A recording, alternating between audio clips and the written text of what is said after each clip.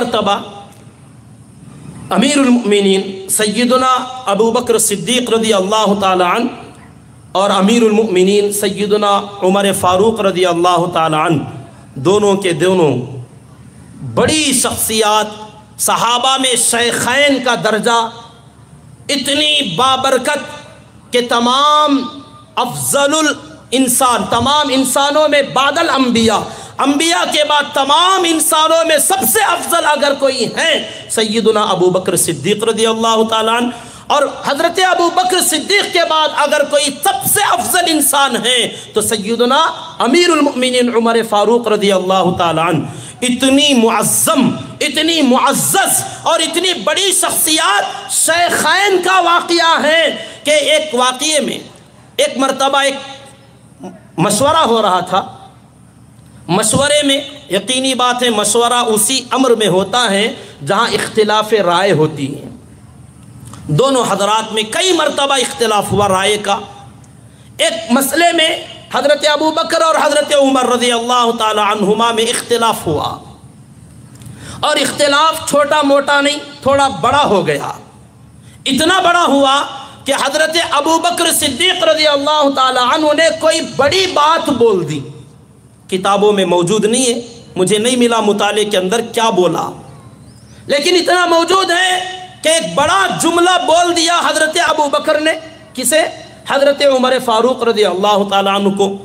وہ جملہ سنتے ہی امیر المؤمنین عمر فاروق رضی اللہ تعالیٰ عنہ، جو کہ ابھی امیر المؤمنین نہیں ہے کیونکہ نبی کا زمانہ ہے، حضرت عمر رضی اللہ تعالیٰ عنہ ناراض ہو گئے کہ مجھے ایسا جملہ آپ نے کیوں بولا۔ ناراضگی میں مجلس سے اٹھے اور گھر کی طرف چلے، ابھی جا ہی رہے تھے، حضرت ابو بکر صدیق رضی اللہ تعالی عنہ کو تنبہ ہوا، خیال آیا کہ میں نے غلطی کی، اتنی بڑی بات عمر کو نہیں بولنا چاہیے تھا۔ اب ان کا بڑے حضرات ہیں، صاف دل ہیں، صحابہ ہمارے لیے آئیڈیل اور ہمارے لیے نمونہ ہیں کہ ان کے نقش قدم پر چلو۔ اصحابی کالنجوم، آقا نے فرمایا میرے صحابہ ستارے ہیں، بِأَيِّهِمُ اقْتَدَيْتُمْ اِهْتَدَيْتُمْ، ان میں سے جس کی بھی اتباع کرو گے جنت میں آ جاؤ گے، ہدایت پا جاؤ گے، جس کی بھی پیروی کر لو۔ میرا ہر صحابی تراشا ہوا ہیرا ہے، ستاروں کے مانند ہیں۔ اب یہاں اختلاف ہوا، ہمارے بھی درمیان ہوتا ہے، بات بڑھ جاتی ہے، کسی کو سست کہا جاتا ہے، کبھی کوئی بڑا جملہ بول دیا جاتا ہے، تو اس کے بعد کیا کرنا چاہیے؟ ایک اٹھ کر گئے، ہمارا مزاج تو بہت بگڑا ہوا ہے کہ ہم زندگی بھر پھر ملتے نہیں۔ حضرت ابو بکر صدیق رضی اللہ تعالی عنہ فوراً احساس ہوا کہ میں نے غلطی کی، میں نے زیادتی کی، مجھے یہ جملہ نہیں بولنا چاہیے تھا۔ فوراً پیچھے پیچھے گئے حضرت عمر کے معافی مانگنے کے لیے۔ حضرت امیر المؤمنین عمر فاروق رضی اللہ تعالیٰ عنہ اپنے گھر کے اندر گئے اور دروازہ بند کر دیا، غصے میں ناراض ہو کر۔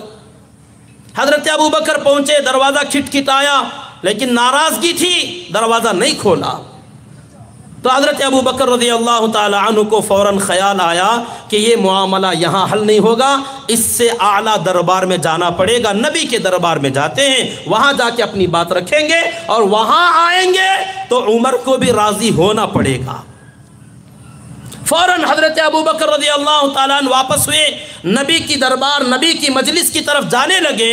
ابھی تھوڑی دور گئے ہی تھے، ادھر اندر حضرت عمر رضی اللہ تعالیٰ عنہ کو احساس ہوا، ارے میں نے غلطی کی۔ ابو بکر جیسا شخص ہو سکتا ہے ایک آدھ بات چھوٹی بڑی ہو جائے، میرے دروازے تک آئے، یقیناً ندامت ہے، معافی مانگنے آئے، اور میں نے دروازہ نہیں کھولا، غلطی ہو گئی، نبی سے شکایت کریں گے، کہیں آقا ناراض نہ ہو جائیں۔ فوراً دروازہ کھولا، بھاگے بھاگے پیچھے پیچھے آئے۔ اس وقت تک حضرت ابو بکر آقا کی مجلس میں پہنچ گئے تھے۔ آقا نے دیکھتے ہی مزاج پہچانا، پوچھا ابو بکر خیریت کیا ہوا؟ ساری بات سنائی، کیا ایسے ایسے ہوا، میں نے ایک جملہ زیادہ بول دیا۔ عمر ناراض ہو گئے، معافی مانگنے گیا، دروازہ بند کر لیا، کھولتے ہی نہیں، معافی کیسے مانگوں؟ ابھی معاملہ سامنے رکھا ہی تھا، حضرت عمر تشریف لائے رضی اللہ تعالیٰ عنہ، سلام کیا اور ساری بات سنائی۔ تو آقا نے دونوں کی بات سنی۔ حضرت ابو بکر خود کہتے ہیں غلطی مجھ سے ہوئی، زیادتی مجھ سے ہو گئی، میں معافی مانگنے گیا تھا، سارا معاملہ سن لیا۔ صحابہ فرماتے ہیں مجلس میں جو بیٹھے تھے آقا اتنے ناراض ہوئے، غصے میں لال ہو گئے، اور یہ ناراضگی کس پر تھی؟ حضرت عمر پر رضی اللہ تعالی عنہ وارضا۔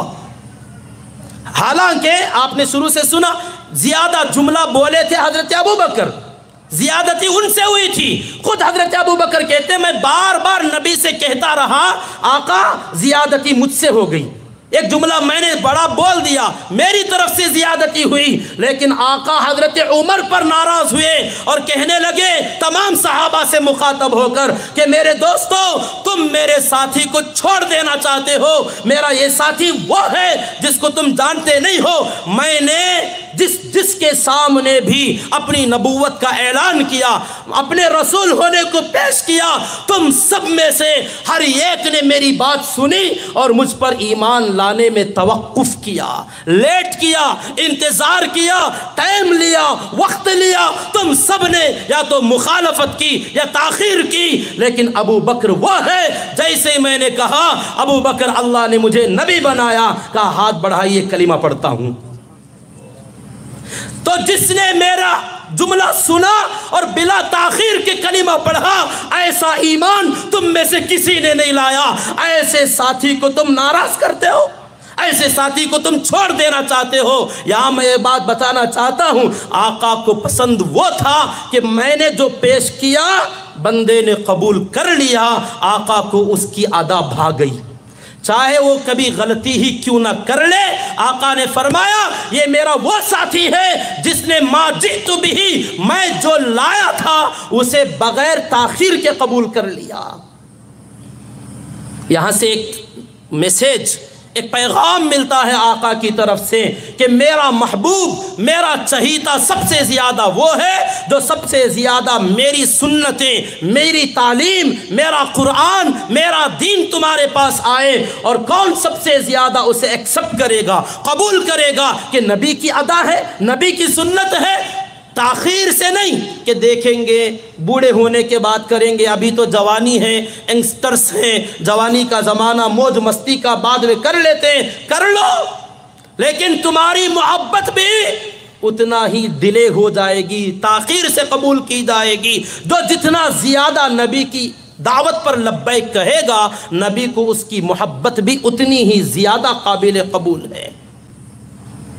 اور ایک اجتماعی واقعہ عرض کر دیتا ہوں، تھوڑا طویل ہے۔ اللہ کے پیارے نبی جناب محمد الرسول اللہ صلی اللہ علیہ وسلم کا یہ دین جو میرے اور آپ تک آج ہمارے گھروں کے اندر پہنچا ہوا ہے، گھر گھر میں نبی کا پہنچایا ہوا قرآن موجود ہے، ہمارے گھروں میں نبی کا کلمہ موجود ہے، نبی کا دین موجود ہے، دین کی کتابیں موجود ہیں، لیکن یہ دین ہم تک، ان علاقوں تک ایسے ہی نہیں آیا۔ سیرت کی کتابیں کھنگال کر دیکھو، صحابہ کرام بیان کرتے ہیں، آقا خود بتاتے ہیں کہ میں کس کس کے پاس کتنی مرتبہ گیا اور کیسے میں نے محنت کی۔ 3 سال تک جب نبوت کی ذمہ داری آقا کے کندھوں پر ڈالی گئی، 3 سال تک خفیہ محنت چلتی رہی، اندرونی محنت، کسی کو علی الاعلان نہیں بتایا گیا، چپکے چپکے ایک انفرادی 3 سال تک خفیہ دعوت اور خفیہ محنت ہوتی رہی۔ 3 سال کے بعد اللہ کا حکم آتا ہے وَأَنذِرْ عَشِيرَتَكَ الْأَقْرَبِينَ، اب آپ ڈرائیے اپنے رشتہ داروں کو اور علی الاعلان لوگوں کو سنائیے۔ اب آپ اس کے بعد 3 سال کے بعد علی الاعلان لوگوں کو دعوت دینے لگتے ہیں، تو آقا پر جو مصیبتوں کے پہاڑ ٹوٹ پڑے اس کا بیان نہیں کیا جا سکتا۔ آپ نے بارہا پڑھا ہے، کتابوں میں سنا ہوگا، بیانات کے اندر آقا پر کتنا زیادہ ظلم کیا گیا۔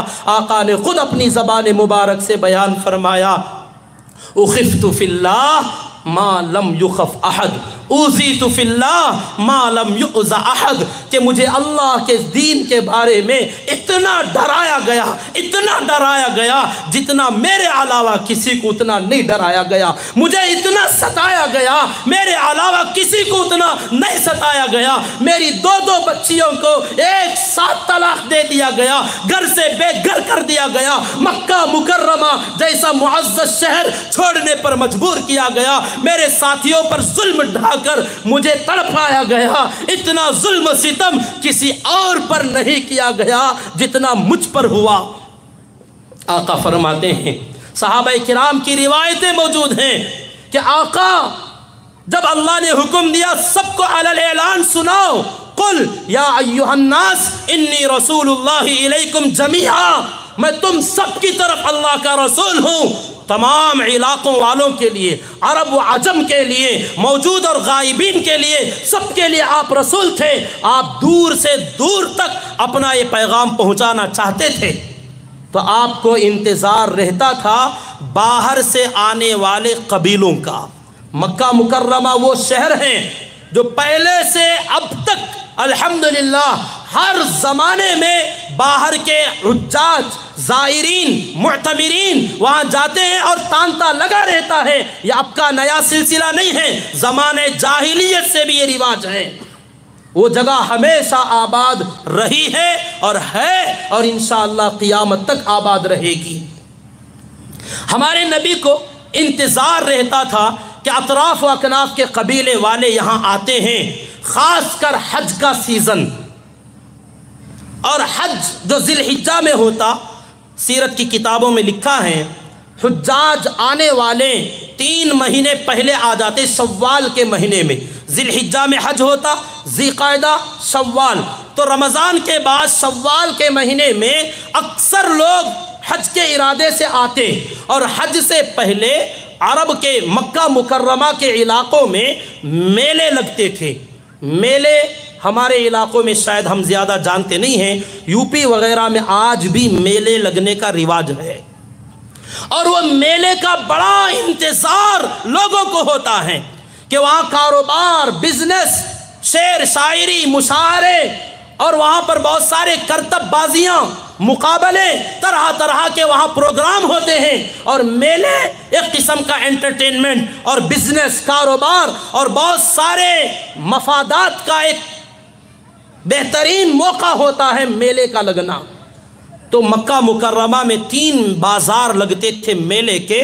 एक बाज़ार उकाज़, दूसरा बाज़ार मजन्ना, तीसरा बाज़ार ज़ुल्मजाज़। शव्वाल का पूरा महीना बाज़ार उकाज़ में 1 महीना मेला लगता। वहाँ से लोग ज़िलक़ादा के 20 दिन बाज़ार उकाज़ से निकलते मजन्ना में चले जाते। ज़िलक़ादा की 20 तारीख़ के बाद ज़िलक़ादा के आखिर के 10 दिन और ज़िलहिज्जा के शुरू के 10 दिन बाज़ार ज़ुल्मजाज़ के अंदर चले जाते। तो ये 3 जगहों पर अलग अलग मेले लगते, और हर जगह लोगों की भीड़ ज़्यादा से ज़्यादा होने लगती। और जैसे ही ज़िलहिज्जा के हज के अय्याम शुरू होते, अब उसके बाद लोग मुस्तकिल मिना, मुज़दलिफ़ा, अरफ़ात इन इलाक़ों में अपने डेरे और ख़ीमे लगाते, और मुस्तकिल कारोबार और इबादत वग़ैरह चलती रहती।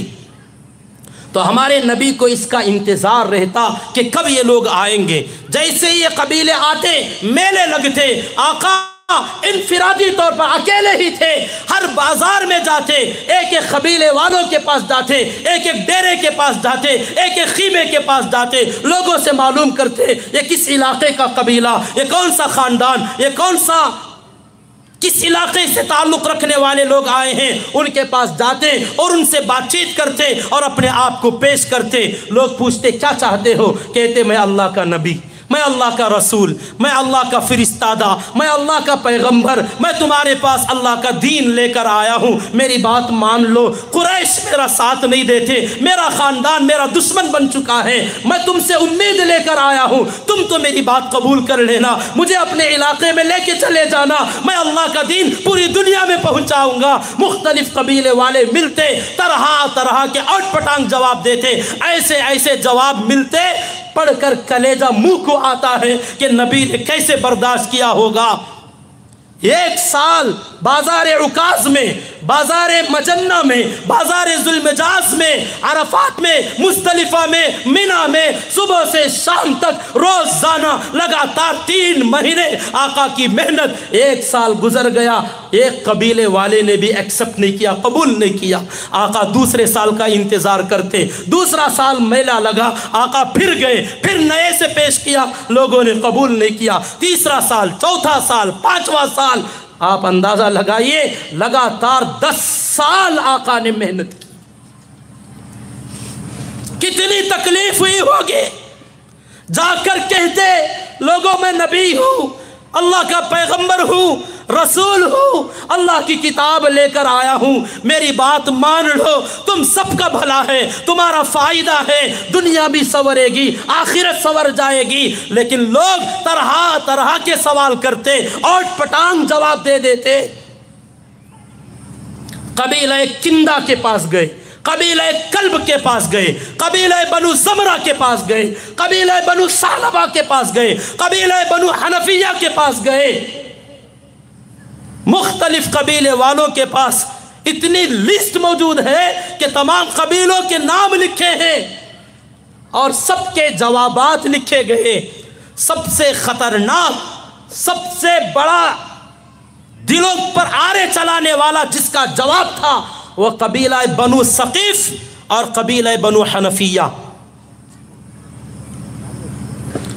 बनु हनीफिया के लोगों ने पूछा कि हम आपको अगर मान लें, आपका कलीमा पढ़ लें तो आप हमारे इलाके में आ जाएंगे, हम आपका साथ देंगे और आपकी वजह से आपके दुश्मनों से लड़ेंगे, दुश्मनों पर गलबा पाएंगे। तो पूरा दीन गालिब आने के बाद, आपके इंतकाल फरमा जाने के बाद क्या आपकी जगह हुकूमत हमें मिलेगी? आका ने फरमाया हुकूमत तो अल्लाह जिसे चाहते हैं उसे देंगे, ये फैसला मैं नहीं कर सकता। तो बनु हनफिया ने कहा क्या हम बेवकूफ़ हैं? क्या हम अपने बच्चों को कुर्बान करें, बीवियों को बेवा कर दें, अपने सीनों को छलनी करें और आपके लिए दुश्मनों से लड़ें और जब आप गलबा पा जाएं, आप गालिब आ जाएं तो हुकूमत दूसरों के हवाले कर दें? तो हम बेवकूफ़ तो नहीं हैं कि आप जैसों का हम साथ दें। आका वहाँ से निकले, बनु सकीफ़ के पास गए, ताइफ का वो तो बड़ा मशहूर वाक़या। 3 सरदार 3 अजीब व गरीब जवाब देते हैं कि आपसे बात करने का मन नहीं करता, अल्लाह को आप ही नबी मिले थे, कोई दूसरा नहीं मिलता। अगर आप सच्चे हैं तो आपकी बात का इनकार करना खतरे से खाली नहीं, और अगर झूठे हैं तो झूठे के मुंह में नहीं लगता। नऊज़ु बिल्लाहि मिन ज़ालिक। आका को बनु सकीफ़ के लोगों ने यूं धुतकारा। आखिरकार बनु सालबा से थोड़ी सी उम्मीद अफजा जवाब मिला। आपने उनसे बात किया तो बनु सालबा ने पूछा आप क्या चाहते हैं? कहा मेरा कलीमा पढ़ लो। कहा उसके बाद मेरा साथ दो, अपने इलाके में ले जाओ, मुझे मेरी मदद करो, मेरी हिमायत करो, अल्लाह के दीन को दुनिया में पहुंचाने में मेरे मुआविन बनो, मेरे मददगार बनो। तो उन्होंने कहा आपकी तालीमात क्या हैं? लंबी चौड़ी तफसील, कुरान की आयतें आपने जो लोगों के साथ हुस्न सुलूक की आयतें हैं पढ़ पढ़ कर सुनाया। तो कबीला बनु सालबा ने कहा आपकी तालीमात बड़ी प्यारी हैं, हम आपकी तालीमात कबूल करते हैं, आपका कलिमा भी पढ़ेंगे, आपका साथ भी देंगे, आप हमारे इलाके में तशरीफ़ लाइए, हम आपके हर दुश्मन का मुकाबला करेंगे। बनु सालबा ने इजाज़त दी और उम्मीद अफजा जवाब दिया, लेकिन उन्होंने आखिर में एक नुक्ता रखा, कहा आपकी वजह से हर दुश्मन से लड़ जाएंगे, हर दुश्मन से भिड़ जाएंगे, लेकिन कभी भी आप किसरा फारिस से मुकाबले के लिए हमें ज़बरदस्ती ना करना, क्योंकि किसरा फारिस सुपर पावर है, हम उससे लड़ नहीं सकते और वह हमारा बहुत बड़ा मददगार है, हम पर उसका एहसान है, हम किसरा फारिस बादशाह से मुकाबला हम नहीं कर सकते। आका ने फरमाया अरे कौन से किसरा की बात कर रहे हो, चंद दिन इंतजार करो, किसरा के खजाने तुम्हारे कदमों में पड़ेंगे। उन लोगों ने कहा नहीं ये नहीं हो सकता। आका ने फरमाया अगर मेरी बात मानते हो, अगर मेरी दावत कबूल करते हो तो मेरे हर दुश्मन से लड़ना पड़ेगा, चाहे वह किसरा हो या कैसर। उन्होंने कहा ये नहीं हो सकता। अब वहाँ से अल्लाह के नबी सल्लल्लाहु अलैहि वसल्लम भी उठ गए, ये लोग भी उठकर जाने लगे। अब्दुल उज़्ज़ा अबू लहब आया और इन लोगों से मिला और कहा क्या बात हुई? कहा इन यूं कहा और हमने ऐसे ऐसे जवाब दिया। तो अबू लहब ने कहा वो पागल है, नऊज़ु बिल्लाह, उसकी बात ना मानो, वो दीवाना हो चुका है। तो इन लोगों ने कहा हाँ हमें भी ऐसे ही लगा जब उन्होंने किसरा से लड़ने की बात कही। नऊज़ु बिल्लाहि मिन ज़ालिक। बहरहाल तवील बात हजरत की आमद हो चुकी है। आखिरकार एक इलाके वाले पहुंचे थे जिसे यस्रिब कहा जाता था और अल्लाह के नबी सल्लल्लाहु अलैहि वसल्लम ने उसको मदीना मुनव्वरा ज़ादहल्लाहु शरफ़न व अज़मा उसका नाम और लक़ब आपने दिया। और उस इलाके के 6 अफराद मिले, आका उनके पास गए मदीने वालों से और जाकर बात करने लगे। उन्होंने कहा क्या कहना चाहते हैं? कहा मेरी एक दरख्वास्त है। आप बात करने लगे। वो लोग बैठे थे और अपने सर के बाल मुंडवा रहे थे। आका उनके पास बैठे, अपनी बात रखी, उन्होंने सारी बात सुनी, एक दूसरे को आंखों आंखों में इशारा किया और कहने लगे ये वही नबी तो नहीं है जो हमारे इलाके के यहूद बनु कुरैज़ा, बनु कैनुका, बनु नज़ीर के यहूद कहते हैं कि आखिरी नबी आने वाले हैं, उनके साथ मिलकर हम तुमसे लड़ेंगे। चलो अगर यही वो नबी हैं तो हम पहल करते हैं और हम मान लेते हैं। उन 6 के 6 लोगों ने ईमान कबूल की। बड़ी तवील बात है। वो हजरात कहने लगे आप अपनी दावत ऐसे ही चलाते रहिए, हम अगला साल आएंगे और आपसे और आगे मज़ीद बात करेंगे। वो लोग गए, अपने इलाके में मैसेज पहुंचाया, खबर फैलाई। अगला साल 6 की जगह 12 हजरात आए मिना में, अक़बा जमरे ऊला के पास जहाँ शैतान को कंकरियाँ मारी जाती हैं, वहाँ वो 12 अफराद अल्लाह के नबी से मिले और उन्होंने खूब बातचीत की और आका ने अपना पैगाम दिया और उनसे कहा मेरे मुआविन बनो, मेरे हिमायती बनो, मेरे दीन के फैलाने में मददगार बनो। उन्होंने वादा किया, बैअत ली। आका ने उनसे बैअत कराई और कहा मेरा हर हाल में साथ देना, खुशी में, गमी में, तंगदस्ती में और मालदारी में, हर हाल में साथ दोगे। उन्होंने वादा किया और कहा आप हमारे साथ अपने एक मुकरी को, अपने एक उस्ताद को हमारे साथ भेज दीजिए। हजरत मुसअब इब्न उमैर रज़ी अल्लाह तआला अन्हु को साथ रवाना किया, मदीना मुनव्वरा गए। 1 साल मेहनत हुई, तमाम औस और खजरज के लोगों में दीन फैल गया। अगला साल 75 अफराद आए, 73 मर्द थे, 2 औरतें थीं। इतना बड़ा मजमा अगला साल आया, उसी इलाके में नबी से मिलने के लिए आए। आका ने फरमाया रात के अंधेरे में आऊँगा, तुम्हारे साथ और भी तुम्हारे दोस्त अहबाब हैं, किसी को ना बताना, कानों कान खबर ना हो, तुम सब जमा हो जाओ। आका आए, साथ में चचा अब्बास थे। उन्होंने आकर तकरीर की और कहा देखो या माशरा खजरज, ऐ खजरज के लोगों, मेरा भतीजा हम में बड़ा मुअज़्ज़ज़ है और बड़ा महफूज है, ये तुम्हारी तरफ मुतवज्जे हैं, तुम इसे अपने साथ ले जाना चाहते हो तो भरपूर मदद करना, भरपूर साथ देना। कहीं ऐसा ना हो कि ले जाओ, चारों तरफ से दुश्मन टूट पड़े तो तुम मजबूर होकर मेरे भतीजे को दुश्मन के हवाले न कर देना।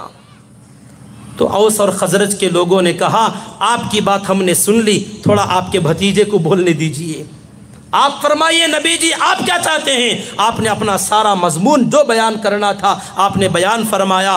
तो हजरत बरा इब्ने मारूर रज़ी अल्लाह ताला अन्हु ने कहा हम वादा करते हैं अगर इससे बड़ी कोई बैअत हो तो आप बैअत ले लीजिए, हम बैअत करने को तैयार हैं। ये हमारी जाने कुर्बान, अपनी आल औलाद से ज़्यादा हम आपकी हिफाजत करेंगे। हज़रत अब्दुल्ला इब्ने रवाहा रज़ी अल्लाह ताला ने सवाल किया नबी जी आपकी बात हम मान लेते हैं लेकिन हमें क्या मिलेगा?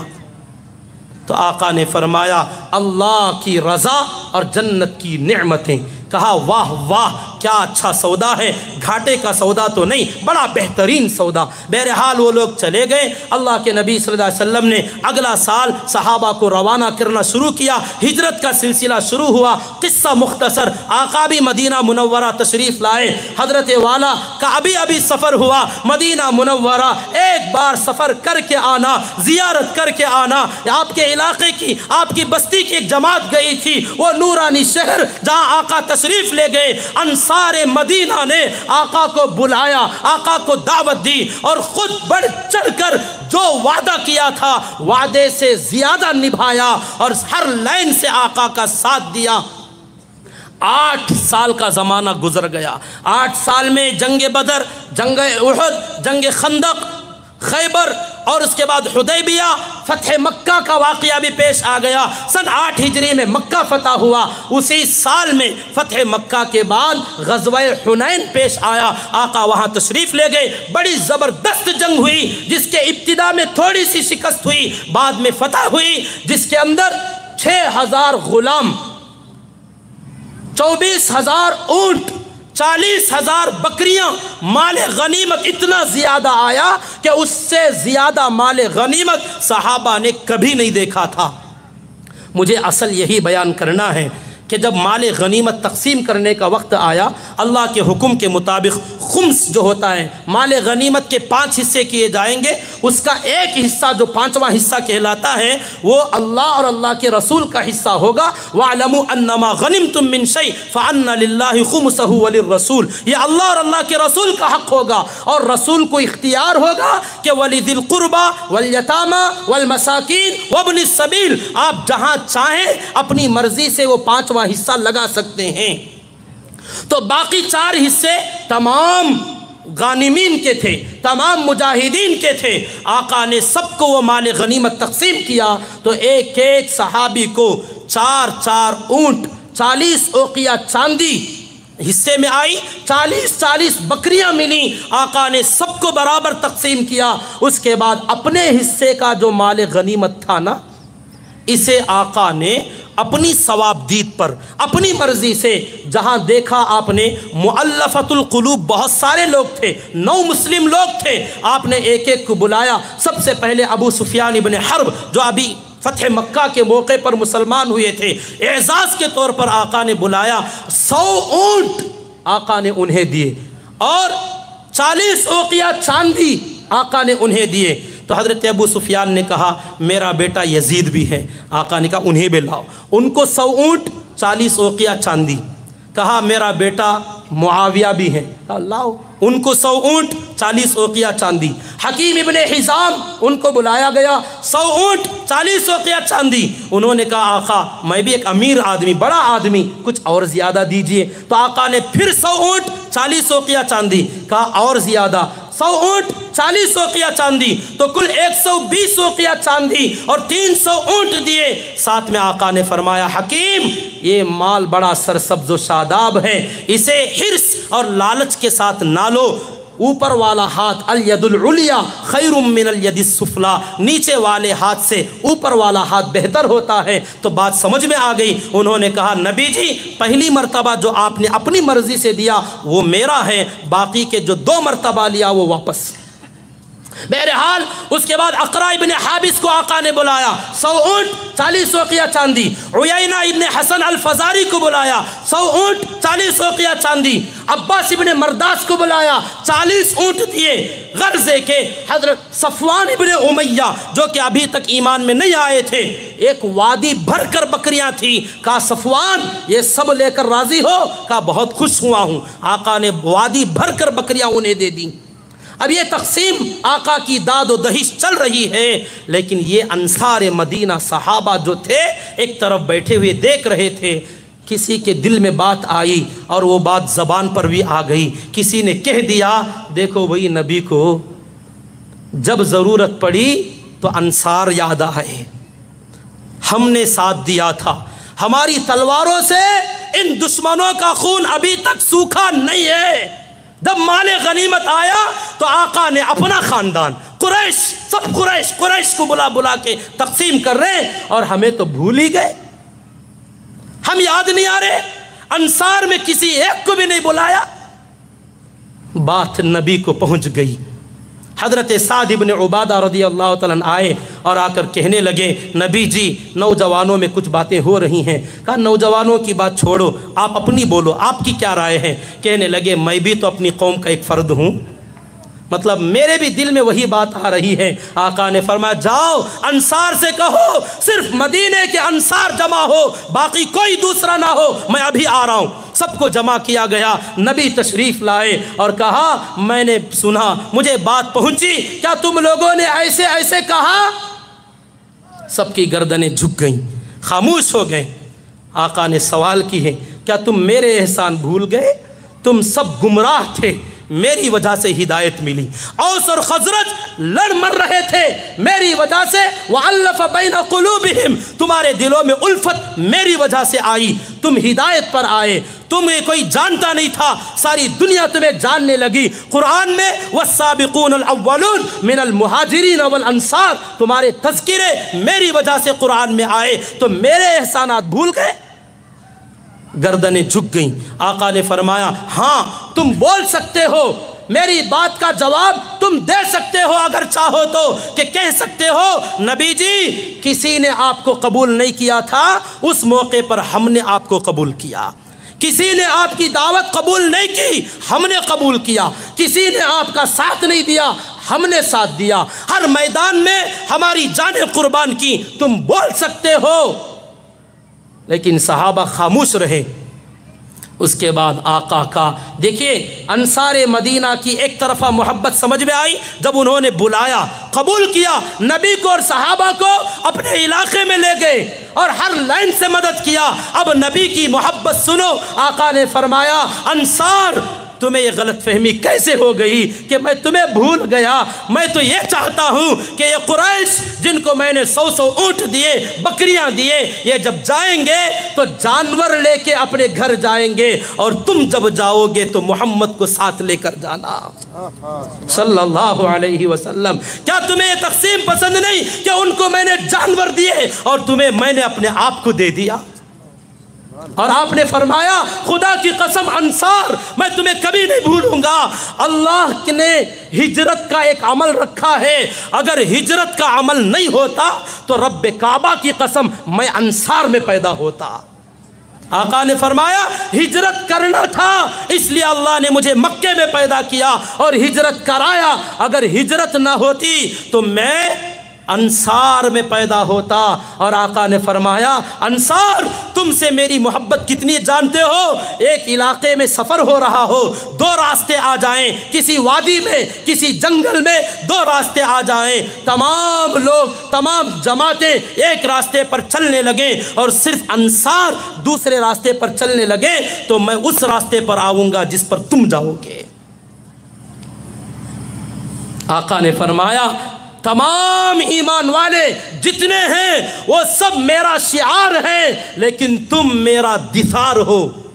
شعار جو نظر آتا ہے، باہر پہنا جانے والا کپڑا، تمام دوسرے صحابہ تمام ایمان والے وہ ہیں جو باہر نظر آتے ہیں، تم وہ ہو جو اندر لگایا جاتا ہے۔ جیسے بنیان تم میرے دل سے لگے ہوئے، میرے جسم سے لگے ہوئے، میرا اور تمہارا تعلق یہ ہے۔ الغرض میرے دوست اور بزرگوں، محبت وہ قابل قبول ہے جو محبت نبی کو بھا جائے، جو محبت اللہ کو پسند آ جائے، وہ نہیں جو صرف ہم کہتے رہیں، ہم کہتے رہیں نہیں چھوڑیں گے نہیں چھوڑیں گے نہیں چھوڑیں گے۔ آپ بولتے رہو عاشقان رسول، محبان رسول، نعرہ تکبیر زندہ باد، آپ بولتے رہو۔ کیا کبھی اللہ نے قبول بھی کیا؟